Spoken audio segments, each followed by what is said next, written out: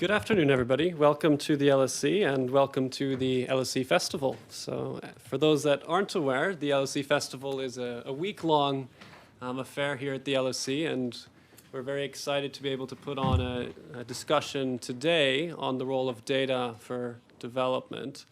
I'm very fortunate to be joined by three wonderful panelists. I'll just start from the furthest to the right and to my left. And we've just had a whole morning roundtable, so please excuse the formality. I'll introduce with their first names as well. So Mulele is the permanent secretary of the Ministry of Finance in Zambia, and he's been contributing a lot to the use of data in governance in Zambia, and we'll hear a lot from him today on that. Claire is from the Global Partnership on Data for Sustainable Development, and she has been at the kind of global forefront of thinking about how we use data and kind of piece in data to the places where it's missing. And then lastly, Natalia is really helping us think through about the kind of the tricky questions that face the use of data and AI in society. Think about the ethics and how we can build systems that achieve better outcomes, but also do it in the right way. And so before I dive into our conversation today, I'd like to remind everyone that we are online. So we have participants joining remotely, and we will have opportunities to take questions online at the end as well. So what I'll do is I will open up with a few, one or two thoughts, and then I'll be doing a quick interview style almost with each of our three panelists before opening it up to the room for plenty of discussion. When we think about data today, we think of data as a commodity, a fuel, an infrastructure almost that can be used and harnessed for a number of means, whether that's for setting policies, guiding investments, or helping create strategies for the way forward. In developing countries, data can also be a mirror, however. It's something that tells us what we know, tells us what we're hiding, perhaps, and also telling us what we choose to measure or not to measure in our countries. And what I hope we can do in our conversation today is to think through how we can use data meaningfully for inclusive development and to improve governance, to improve outcomes for society. And so what I'm hoping to do is to create a bit of an arc here from the on-the-ground policymakers' perspective in Zambia, through the global perspective from Claire, then all the way to kind of the frontier ethical considerations perhaps that we need to bear in mind when we talk about the use of data and technology in governance. So Mulele, let me start with you. My first question will be, in your day-to-day business, the Ministry of Finance, you do many things: budget forecasting, national accounts, handling the debt, all of these different aspects. Where have you found that the data has fallen short? Can you give one or two examples in your work you've just wished, if only I had this piece of data, this information, I'd be able to make a better decision? Okay, thank you very much. I think there's quite a lot we do as Ministry of Finance. As you've rightly pointed out, we make fiscal policy. We basically decide how much to tax the citizens, whether direct taxes or indirect taxes. We make spending decisions.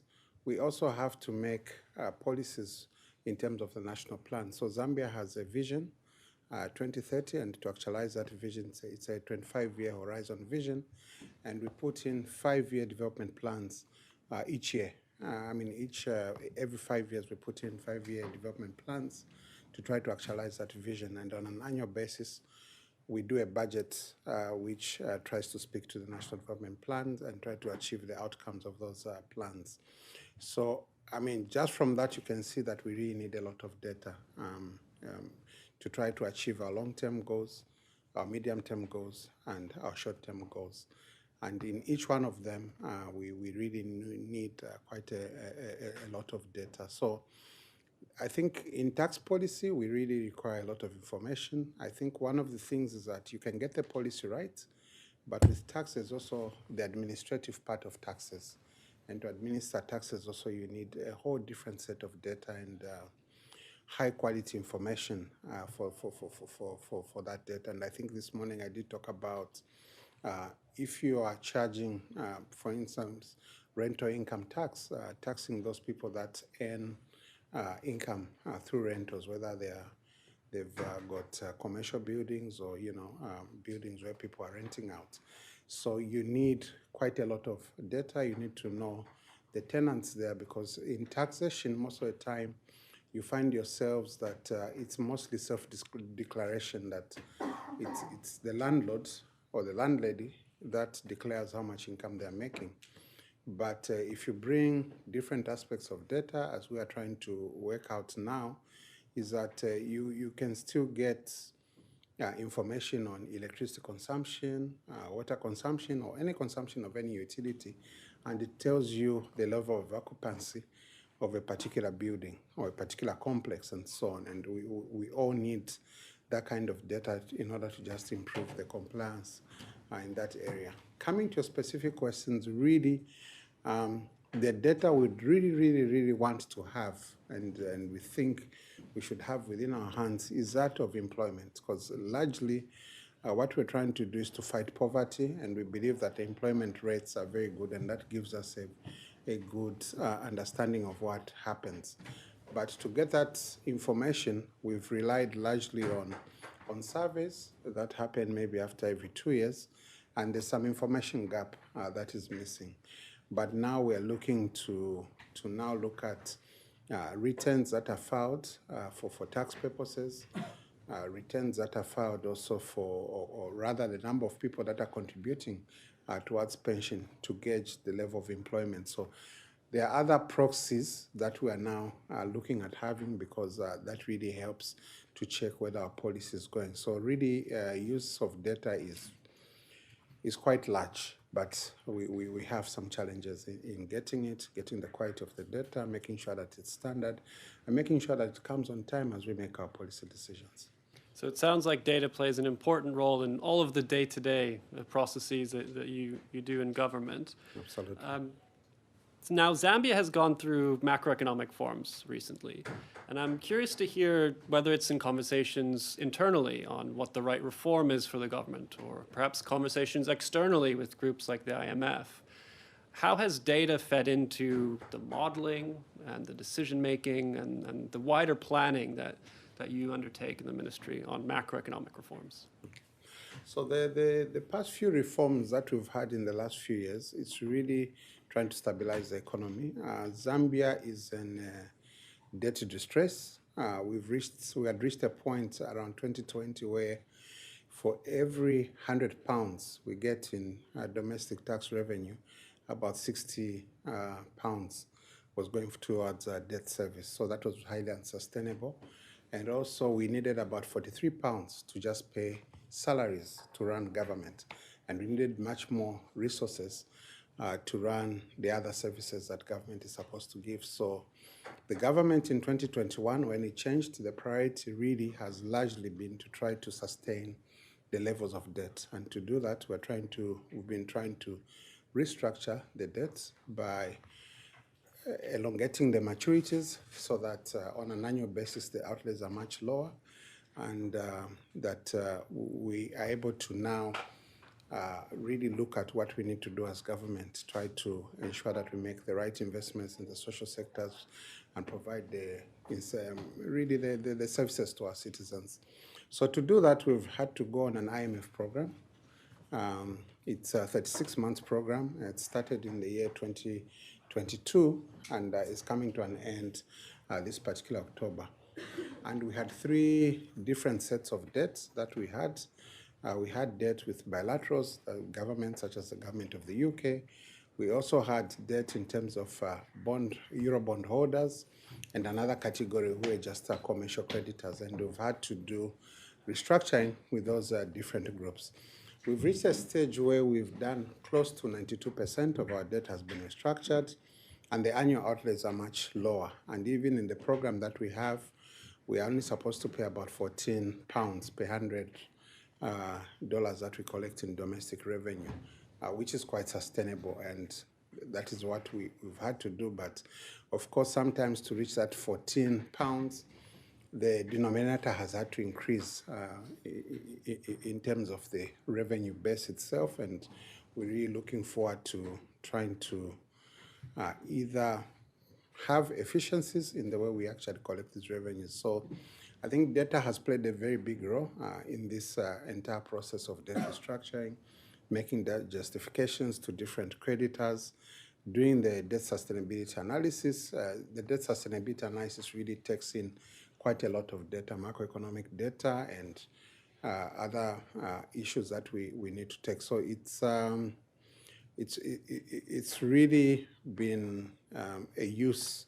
I mean, in our daily lives right now, really, we require a lot of use of this data to try to get the macros right. And that is where, basically, in the last few years, our big effort has been, and we've managed to do that. And in between doing that, we've managed to implement policies such as free education.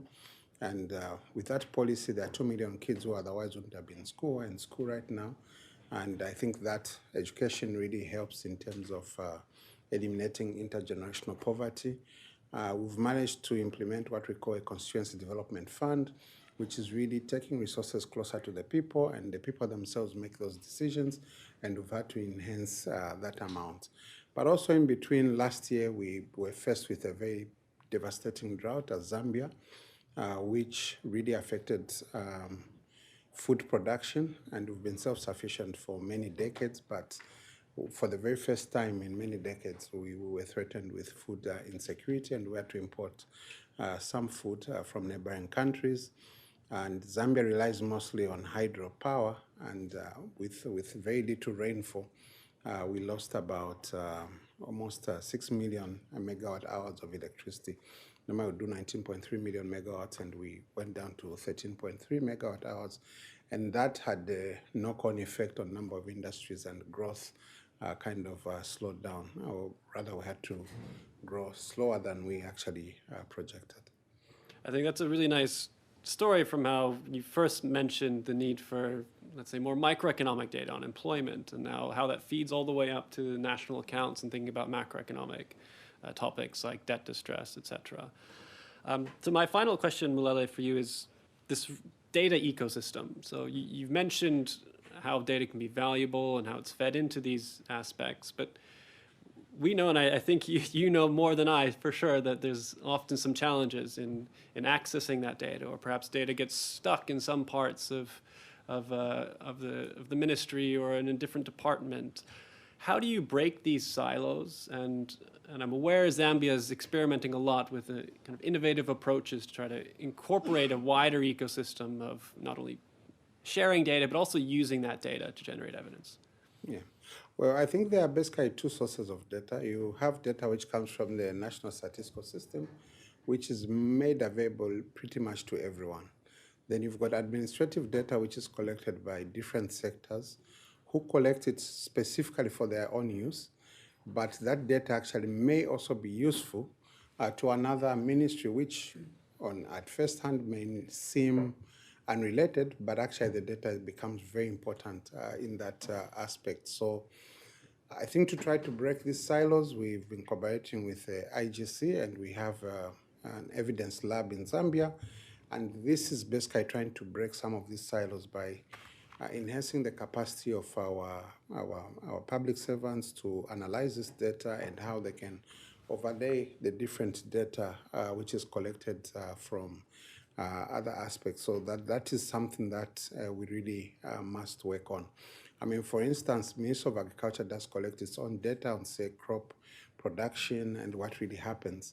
But if you really dig down into that data, if you just ask a question to the farmer, their level of education, and you run some regression, you just discover that the more educated a household, a family is, the higher the level of productivity. And this is an important aspect for the people that are in the education sector to understand how education affects food production. So I think it's very important that data is exchanged and that even the schooling system begins to react to some of these things. So if you look at disease patterns, you find a similar thing as well, that more educated people do not suffer from certain primary diseases because of the level of awareness those households have. So I think what is important is to really break these silos by making data available across everyone, by publishing most of the data, making it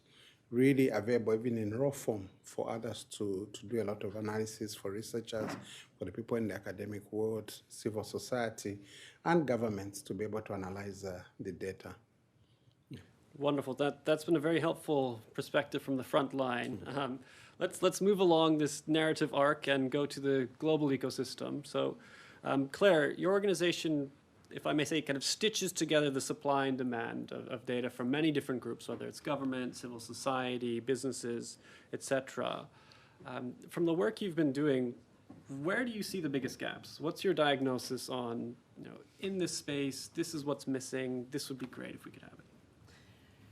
Thank you, Tim, and thank you, Mulele. That was really, really interesting. I mean, my organisation, the Global Partnership for Sustainable Development Data, was kind of born in 2015, and it came out of the processes within the United Nations to negotiate the Sustainable Development Goals, and there was a sense then that, there was a huge amount of excitement then about all of the sort of new innovations in data, the sense that there was going to be all of these great new things that were produced, and there's satellites and mobile phones and all this stuff that was going to help to achieve the goals. So there was a real focus initially on the supply side, and this sense that, look, there's all of these great things here, and what we need to do is kind of mobilize the supply side and make sure that those people in their garages and their university departments and all of the rest of it that are kind of building stuff are building the things that we need to solve the problems of sustainable development.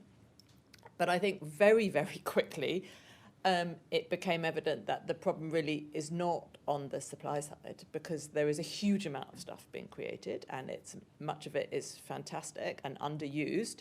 The problem instead lay much more when it comes, and I'm talking now about, very much in the same terrain as Mulele was, the sort of public sector data systems. This is the data that governments need to run the health service, the education, and so on.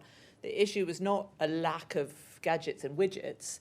The issue was a lack often of demand, a lack of, particularly political leaders indicating that they want investment in this stuff, that they're prepared to put resources behind it, and a lack of the kind of institutional flexibility and incentives, and all of the different hundreds of thousands of things that need to go into the chain to make it possible. So as we have gone, that we're now 10 years into the Sustainable Development Goals, our focus, and I think the focus of the kind of community that we bring together, has very much shifted from the problem is supply to the problem is demand. And primarily, and I think that goes along with perhaps another way of framing that is to say the problem has shifted from there's a technical challenge that we have to overcome to there's a political challenge that we have to overcome, and that is actually the barrier that we're facing here. So has the data revolution delivered? What lessons have you learned in the last 10 years? Well, it's interesting. The version of the version of that question that you sent me in advance, just to let everybody in on the magic process here, referred to a report that I wrote in the UN called A World That Counts, that I was seconded into the Secretary General's office to write in 2014. And the question forced me to go back and read the report, which I hadn't done for a while. And a few things occurred to me. I mean, first of all, I do think, it held up fairly well. There was nothing in it that I found really embarrassing anyway, which is always a good start. But I think, what really struck me when I was reading it is a few things. First of all, as we know from every revolution that has ever been, is always a few years off. The revolution is always next week, next year. And I think, the data revolution is the same. We had a sense that something big was about to happen that was going to be great. And to some extent, then we were talking about satellites and mobiles, now we're talking about AI. But essentially, it's the same thing. There's some kind of technology that we're really excited about, which is going to deliver, but not quite yet. So that was the first thing. And perhaps, it's good to, perhaps it's that sense of a sort of future which we're excited about, which does motivate us to do things that we need to do in the present. So not to denigrate that. But I think, we also need to kind of think that, as we think about AI, we have been here before with other waves of technology development, and then we need to sort of look at, I don't know if there's any historians in the room, but, what does that tell us about how change happens and the kind of history of technological innovation? So that was the first thing, was, the revolution is always tomorrow, whatever kind of technology you're thinking about. The other thing, I think, reading about it and sort of thinking about how we were then, that I think illustrates a problem that we haven't yet cracked, and it's massively frustrating that we haven't done this, is, I think at that point, what we we had, as I say, we had lots of great examples of small things that were happening. And that report, well, that counts, as kind of peppered through with all kinds of there's this, there's that, there's this project here, there's that project here. And then this very macro sense of kind of, and here's all the things that in some imagined future we could do. And it's the gap between those two which remains, really, where we have, we still have fantastic projects. We have some more of them. Perhaps they're at a slightly bigger scale, some of them, but still mostly projects. And we still have these huge problems that exist, even more now. And we still are not bringing the technology to the scale that, that is needed to solve the problem. And particularly in government, of course, for really good reasons, for accountability, for the use of public money, for trust. The public sector is and should be slow to innovate. We need a level of security in the public sector, but it's still incredibly slow, even bearing that in mind. So I think there is a sense that we haven't cracked the problem of scale, and specifically of scaling through public sector institutions. That was a problem then, is a problem now. I think a lot of the things that are going on in Zambia are the way to do this. There's no single magic thing that we should be doing, because if it was that simple, we'd already be doing it. It's exactly that sort of thing. It's the political leadership. It's the slow work through public sector institutions, the legal changes, the investment in infrastructure, in capacity, the kind of insistence at the leadership level of doing things differently, of sharing data across institutions, all the things that people don't want to do. But I think that's the bit, it's the boring bit. We've had all the excitement, but I think to realise that, we kind of have to do the boring bit. So partnerships is in your name, and it sounds like a lot of what you're saying really rests on establishing these partnerships. Can you say a few more words about that and the importance that has had? Sure. I mean, partnerships is a word that we reach for very often in this sector, not just in data, but in almost any sort of anything, because, and of course, in an era that we are all sitting here now with sort of declining resources, we reach even more for partnerships because there's less money to play with. So we need to sort of combine resources and find others who can bring to bear. Now, if partnerships were easy, an organisation like mine wouldn't need to exist, because what we do is help organisations to broker partnerships. If that was easy, we would all be doing something else. So, it's really difficult. I think it's become harder, actually, rather than easier, at least in the world of data, for a number of reasons. Firstly, connected to the funding squeeze. We are all in this sector, both in terms of national budgets and in terms of external budgets for ODA and so on, facing a funding squeeze. That makes the exact point at which collaboration is more urgent, it becomes harder, because organisational incentives are all working against it. People are more jealous of the resources that they have, of the relationships that they have, less willing to share the limelight, sort of, for many, many reasons, all of them bad, but all of them entirely understandable. It makes partnerships more difficult. I think potentially, and I would love to hear from anyone in the audience who has more experience of this, but it feels to me somewhat that, as, interested, looking forward to hearing more about AI in a moment, but as our sort of perception and the reality of the value of data has gone up, people are more excited now, and institutions rightly are more excited now about the value sort of both realised and potential of the data that they hold, the insights that it can give them in terms of, how they can use it through AI algorithms and others, and in many cases, the commercial value of the data that they hold if they're able to form the right relationships. As the reality and the perception of value goes up, so in some ways, the negotiation of partnerships actually becomes harder because, the sort of the sense of wanting to drive a good bargain, of the opportunity cost of one thing versus something else, of the sort of potential risks is getting higher. So I do think that just as our sense of the benefits that could be realised through partnerships has gone up with new technologies, in the sense that the value of data is important, the political salience of data has really gone up, and all of those are good things. I think it does mean that it becomes somewhat harder, not impossible, because there are lots of good ideas and it doesn't relieve us from the sort of necessity of doing it. We still have to do it. But I think it does mean that, we have to think again about partnerships. And I think also sometimes in the sector, one of the really interesting things about the world of data and technology is that it brings together a lot of different kind of parts of policy. So, those of us who come into it from a sort of social good, sustainable development sense are motivated by one set of incentives and an understanding of sort of what the public interest is. There are many in this sector, for example, particularly in relation to AI, who come from a security background. And their incentives and sense of sort of what is the public interest that they're trying to defend through their work in the public sector is somewhat different. Of course, a lot of these partnerships depend on forming good relationships with private sector entities who have, a huge amount to offer here, but there's also another set of incentives that's coming in. So I think, understanding each other and trying to figure out a kind of way through that mixture of incentives, the more complex the landscape becomes, the higher the economic stakes as technology advances, the more difficult, but also the more important that becomes. Terrific. Thank you, Claire. So we've started in Zambia. We've gone global. Now I'd like to turn to Natalia. So Natalia, your work is really on the kind of ethical and frontier lens, if you will, on AI and all these advances in technology. And it really focuses on how do we build trust and accountability in these systems. But why don't we start with the basics? Why is transparency still so hard? And why is that something we need to keep pushing for?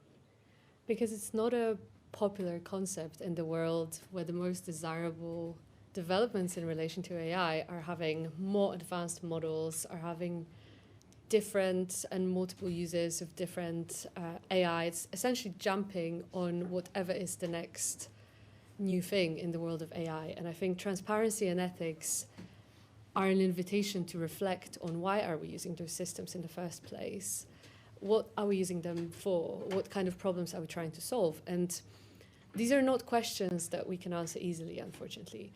And more practically speaking, in the government context, there are also a lot of resource constraints. So again, to do, for example, what we did in the UK, which is establish a standardized way to publish information about how AI is being used in the public sector, this is a large operation. This took us a couple of years to think about what kind of information should be there, how do we present that to the public, how do we make sure that the people know that it's there, that they can engage with it.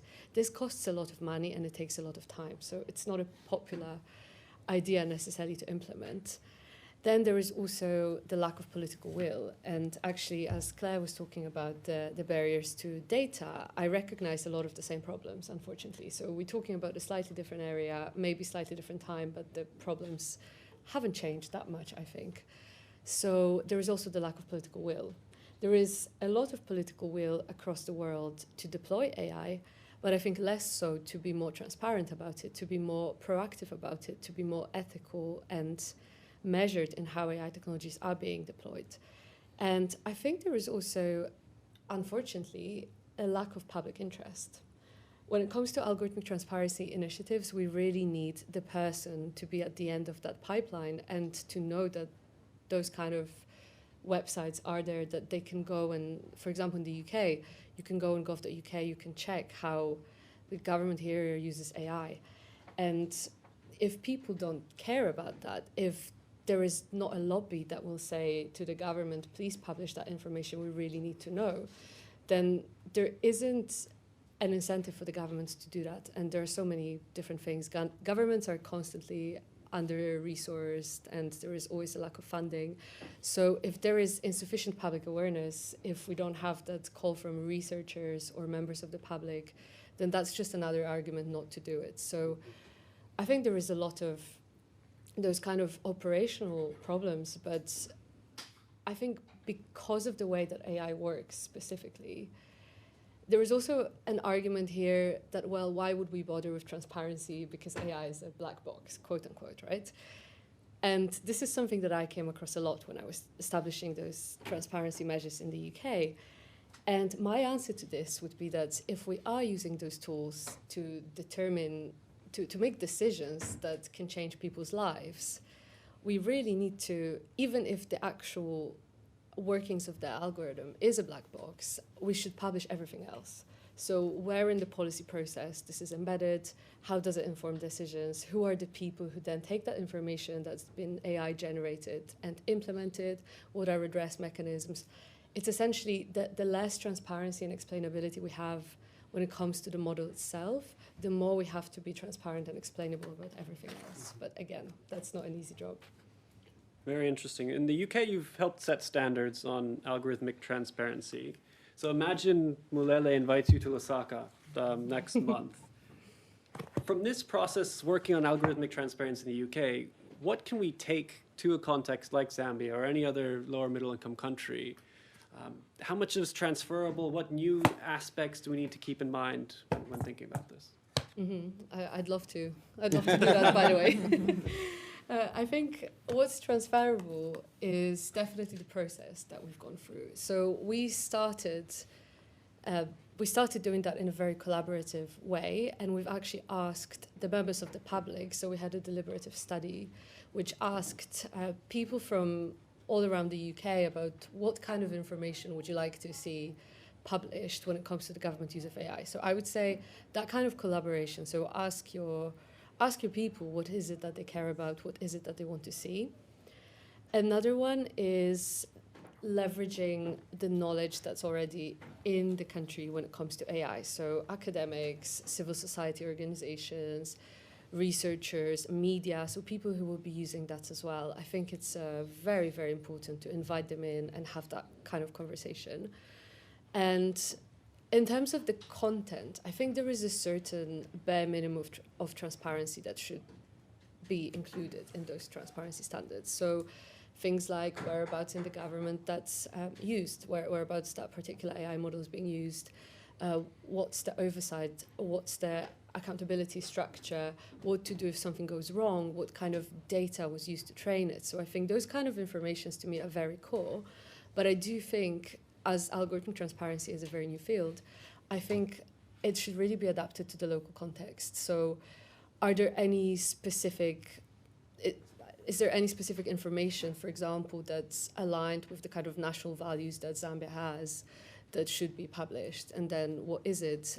Are there any specific areas that people care about as well? And I think it's really good to sort of take what we've done in the UK, what's being done in other places as an example and as a starting point, but I'm a strong advocate of making sure that it works within your unique local context, because obviously that's going to be very different. So sort of take it or leave it, but definitely ask people who will be the users of that. Absolutely, and I think there's this narrative that there perhaps might be a risk in developing countries that they become AI policy takers, that they just take the technologies, including kind of the rules and standards with them, and don't adjust them to their own context. I think some of the points you raised really are helpful in thinking about how we can make these systems applicable in these contexts, ethical in these contexts, but while still remaining globally interoperable. My last question for you, Natalia, is, have you written about the importance of kind of data ethicists, not just data scientists? What makes a good data ethicist, and how are they different? Sure. So this is something that emerged when I was working in the government that was on the digital side of policy. And back then, we had many excellent data scientists. We had a lot of people who really knew the sort of the importance of data and the data skills. But then sometimes what we've noticed was a little bit of a disconnect between what they were working on and the potential real world consequences. And this is the need that we've identified for a profession that's digitally literate and has a good understanding of data, but doesn't necessarily need to code, but actually, in contrary, brings that social science or philosophical perspective into that conversation. So this is how the role of the data ethicist emerged in the UK government. And I went through the process of formalizing it, doing a lot of research on what kind of skills that person should have. And ultimately, the way I see it now, and it's called data, but really it applies to AI even more so than data. Maybe we should change it now to AI ethicist. I think it's really similar. But essentially, it's a person that convenes and creates space for conversations about what are the implications of using that particular algorithm. What is the worst that can happen? What are some of the unintended consequences of the work that we're doing with data? And some of the skills that that person should have are quite different from your usual data scientist. So one of the things that we put in the government skills framework was for them to actually have a social science background. And I think that really is so important in the world of AI, to be able to think critically, to be able to challenge, to be able to ask questions.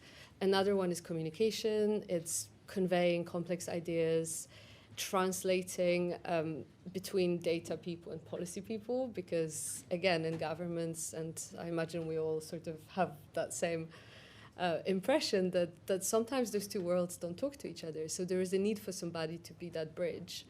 And also just knowing what are the latest developments in the AI world, in the data world, what's happening, what are the potential risks, and how we can respond to them proactively. And by the way, this is not just something that should exist in the government context. There are a lot of data and AI ethicists in the private sector as well, and I think it's a really important profession in the coming years as well. Wonderful, thank you. So I will go to one last lightning round question for all panelists. I had a boring version and a spicier version. I'm choosing the spicier version. In one word, max one sentence. AI, is it a leapfrog or a distraction? Mulele, I'll start with you. It's a leapfrog. Leapfrog, Claire. Oh, can I go somewhere in the middle? If I have to choose, I'd go leapfrog, but I think really it's in the middle.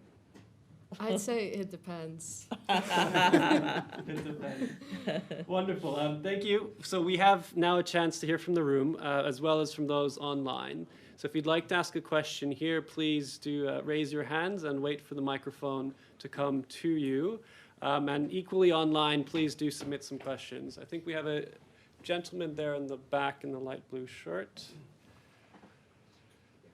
It's just really about the sustainability, scaling up, increasing that scalability.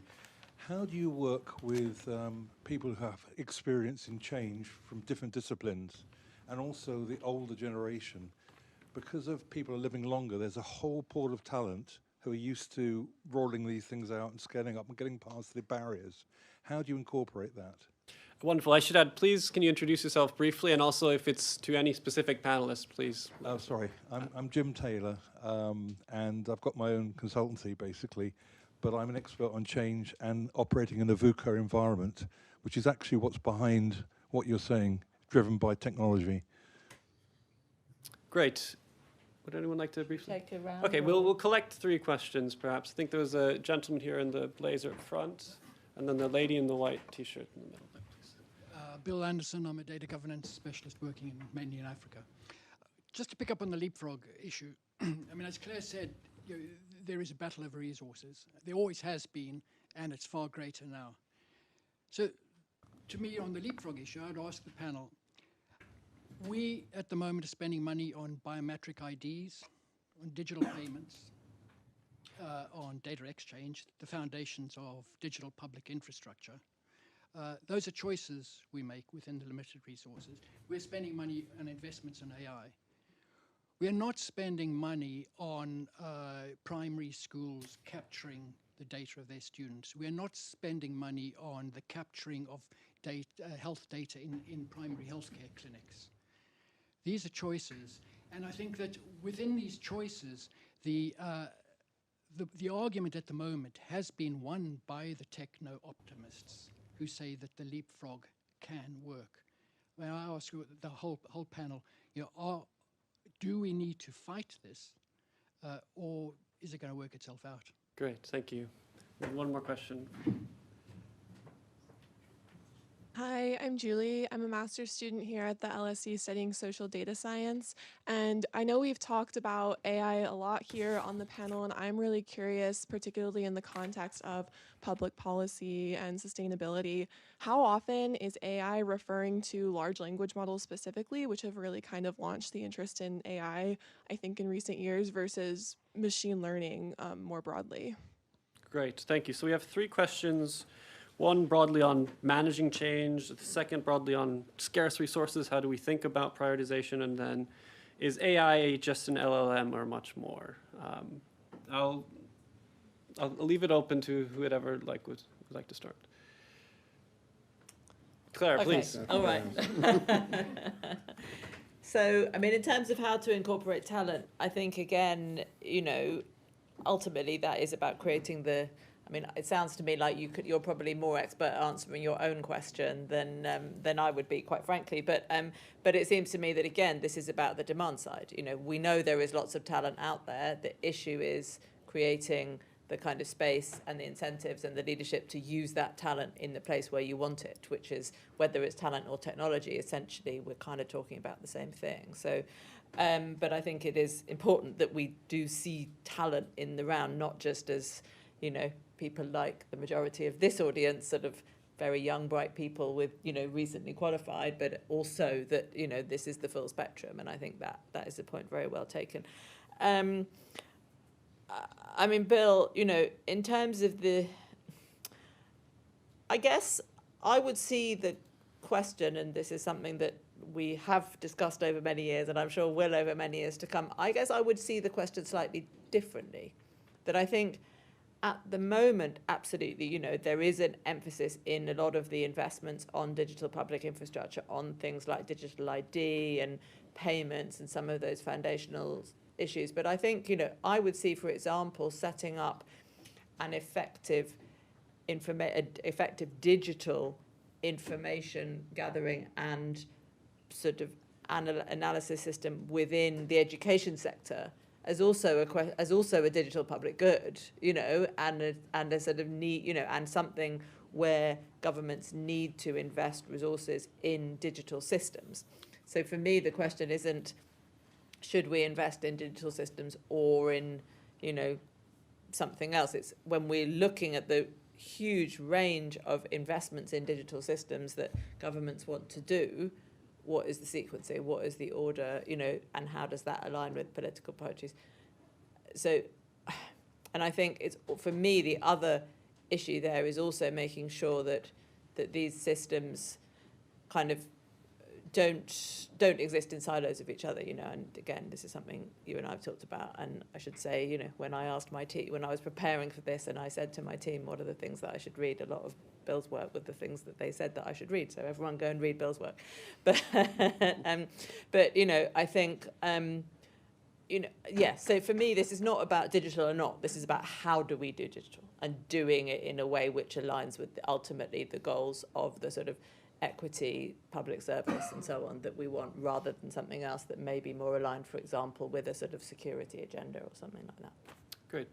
Mulele, would you like to add anything? Okay, yes. I think Claire has clarified, I think, on the issue that Bill has raised. I think in my country, for instance, I think this issue of biometric as well as e-payment platforms is very important. I guess, like I said, it's really what governments also want to achieve, what banks really want to invest in, because they look at their clients. So when it comes to digital IDs, they find maybe the eKYC is much easier and they can put up the money because that's the clientele which they have and not necessarily the people in primary schools. So really the emphasis is like that. But also I think on the political side, the political leaders are also looking at votes and who votes and what age do people vote, and that's where they want to make actually the investment themselves. So really, I think it's convenient for everyone to choose that thing. But I think, as Claire said, we still need to have systems which are digital, even in primary schools, so that we capture everything that we have and know who our citizens are, and have all the aspects which we need to have. Great. Natalia, perhaps on the last question on kind of AI, is it just large language models? What is this AI beast, and how does that shape how we should think about the opportunity and the challenge? Mm-hmm. I'll get to that, but just a quick comment on the previous question, which I think is also relevant for this question, is that governments often just look at where they can save the most money with as little investment as possible. And I think this sometimes determines the areas that are being automated. And sometimes that's education, sometimes that's something else. So I think there is also that very pragmatic, very practical, how do we save money and time? And this relates to the last question, because again, if there is a way to have perhaps a less complicated, meaning cheaper, AI or algorithmic tool, then that's something that's more likely to happen. And I think in terms of, is it LLMs, is it machine learning, is it any other AI, I think that really depends on what we're talking about, which government, what kind of context. I think it's quite hard to answer this question in the abstract because the definition of AI changes every season. So when I started in the field of AI ethics, we actually didn't really have that much machine learning to begin with.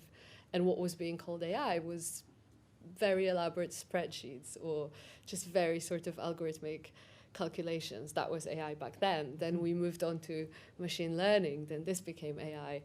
And all the different programs, for example, image analysis or image recognition or any kind of biometric related processing as well. So then that was AI. And I think now LLMs are the new AI in town.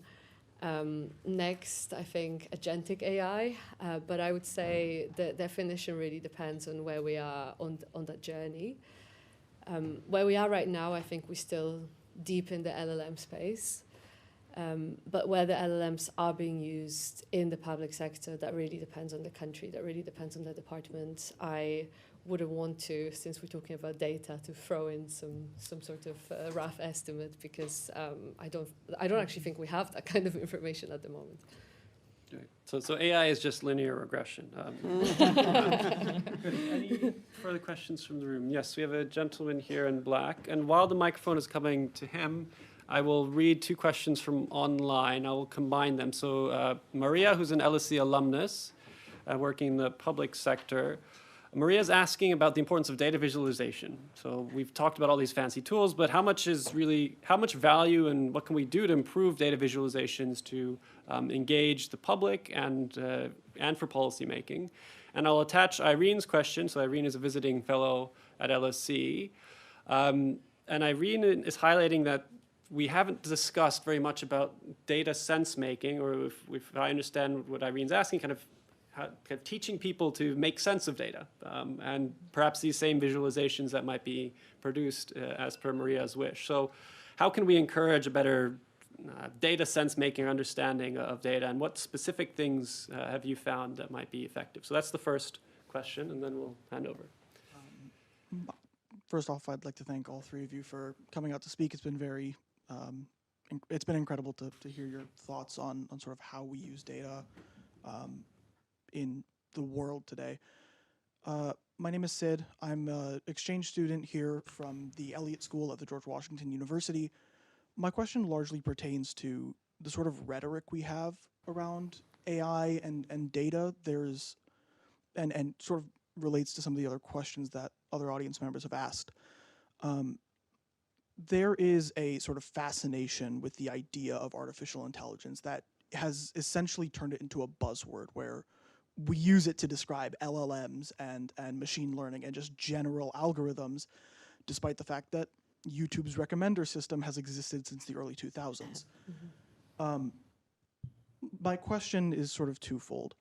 One, is this a problem? Is this something that we need to change in terms of how we discuss the usage of data and the sort of nuances within it?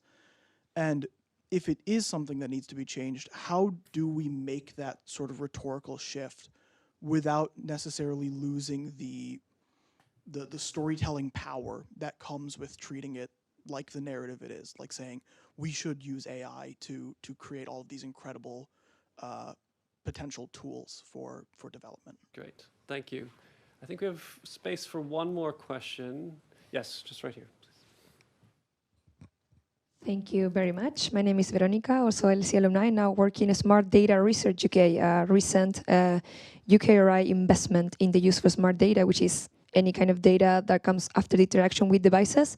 We have a sister program called Administrative Data Research UK, which is the same kind of environment to capture data for research and therefore for better decision making.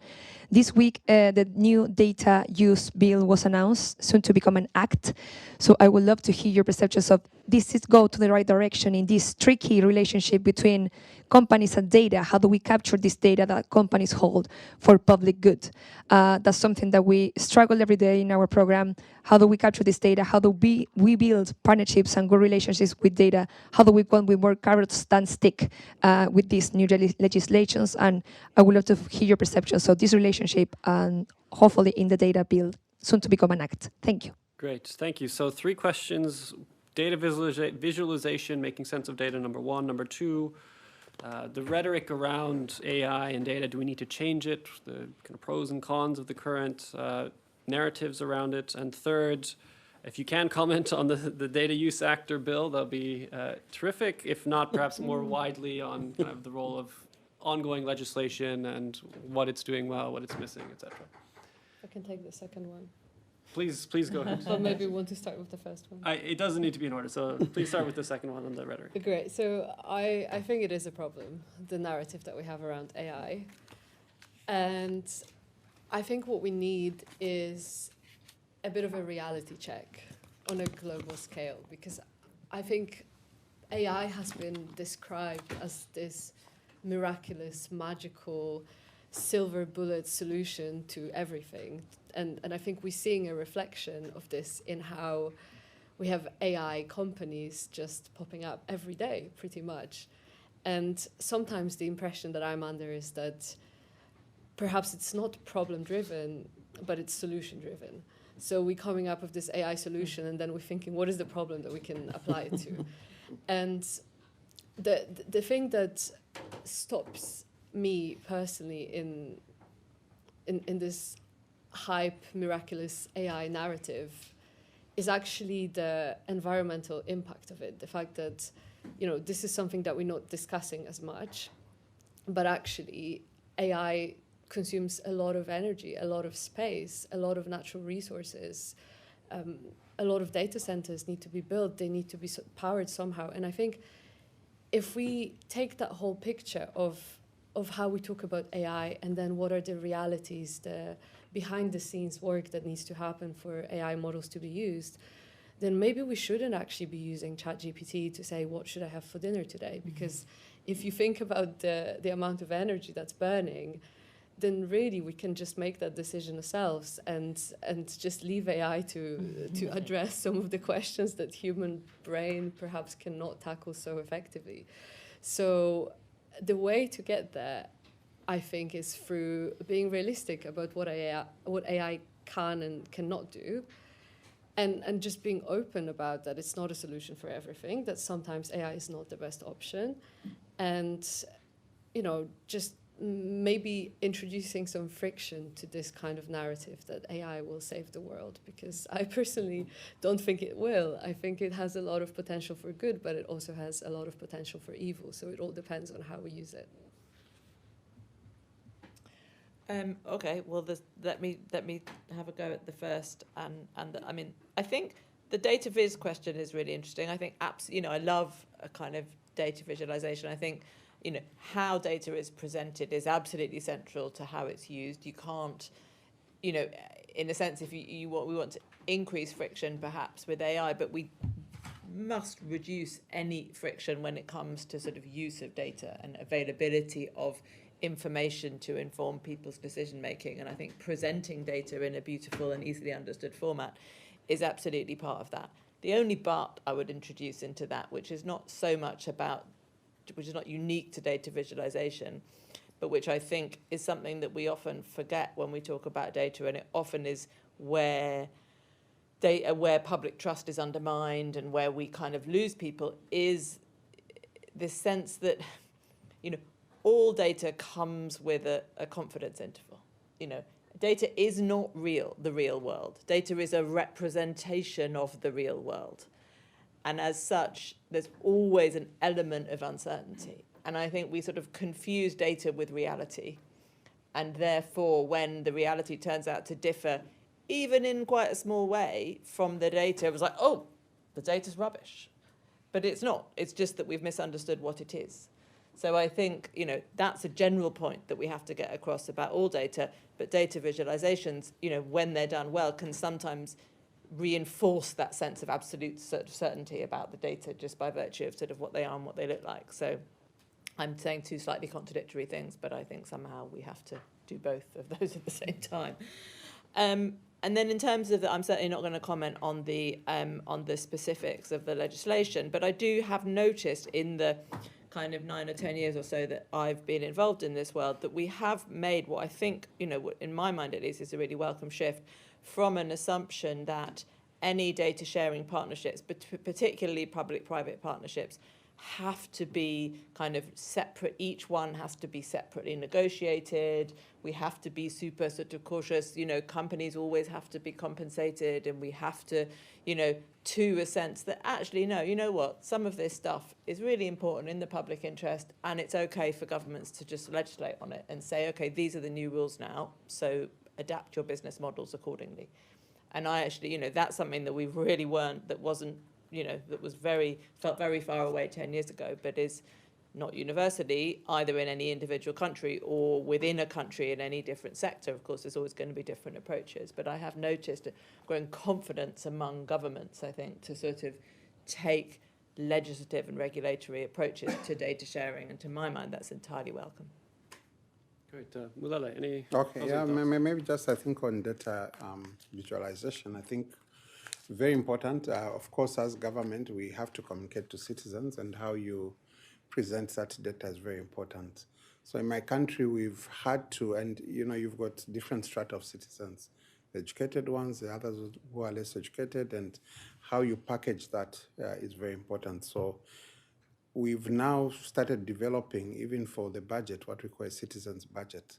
Basically, a whole budget is announced through a speech, maybe a 2-hour speech made by Minister of Finance, with lots of information, but we try to simplify that to the communities to try to say exactly what we're trying to say, but using just visuals, not even numbers are really are put in visuals, and that makes it very easy, I think, for citizens to follow. So we've tried to use a whole range of how you actually communicate with the data, but I think the simpler you do it, the better, even for policymakers. And I think the traffic stop signs that the traffic signs that we have, amber, red, and green, also just does help from a policy perspective to say, well, this is green, good.